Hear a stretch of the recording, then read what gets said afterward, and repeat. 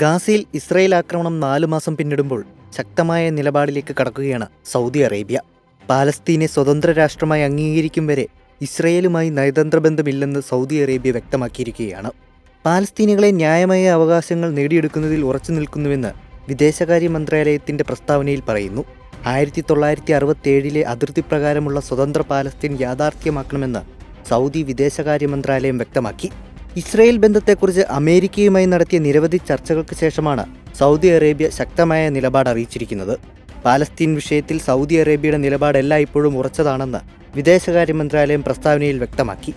സഹോദരങ്ങളായ Palestine ജനത അവരുടെ നിയമാനുസൃതമായ അവകാശങ്ങൾ നേടിയെടുക്കേണ്ടതിൻ്റെ ആവശ്യകത വളരെ അധികമാണെന്ന് പ്രസ്താവനയിൽ പറയുന്നു.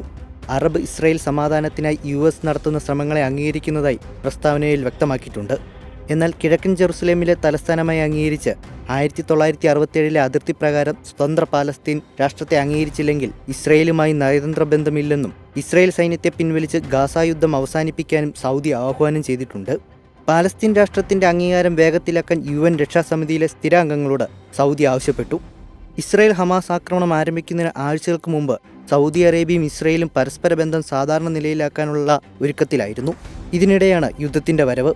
ഗാസയിൽ യുദ്ധം ആരംഭിച്ചതോടെ സൗദി കരാർ താൽക്കാലികമായി മരവിപ്പിക്കുകയായിരുന്നു. US പ്രതിരോധ ഉടമ്പടിക്ക് പകരമായി സൗദി അറേബ്യ ഇസ്രായേലുമായി ഒരു കരാറിന് തയ്യാറെടുത്തിരുന്നു. ഇതും ഗാസയിലെ ഇസ്രായേൽ ആക്രമണത്തെ തുടർന്ന് പിൻവലിച്ചിരുന്നു. ഗാസയിൽ ആക്രമണം ശക്തമാക്കിയതോടെ സൗദി അറേബ്യ ഇസ്രായേലിന് അന്തിമ മുന്നറിയിപ്പ് നൽകിയിരുന്നു. യുദ്ധം 4 മാസം പിന്നിടുമ്പോൾ തെക്കൻ നഗരമായ ഖാൻ യൂനിസിൽ ആക്രമണം രൂക്ഷമായിരിക്കുകയാണ്. ഒക്ടോബർ 7 ശേഷം ഇതുവരെ 27,585 പലസ്തീനികളാണ് കൊല്ലപ്പെട്ടത്. 226 ഇസ്രായേൽ സൈനികരും കൊല്ലപ്പെട്ടു.